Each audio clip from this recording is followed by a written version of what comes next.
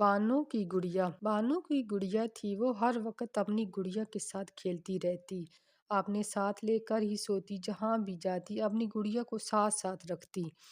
بانو کو اپنی گڑیا سے بہت پیار تھا۔ بانو کی ایک سہیلی کی گڑیا کی شادی تھی۔ بانو سارا دن گڑیا کی شادی میں لگی رہتی ہے۔ شام کو تھک کر سو گئی۔ بانو کی گڑیا سین میں ہی رہ جاتی ہے۔ رات کو بہت تیز بارش ہوئی، جس سے گڑیا پانی میں بہہ گئی۔ صبح جب بانو اپنی گڑیا کو دیکھتی ہے، اس کو وہ کہیں نہیں ملتی۔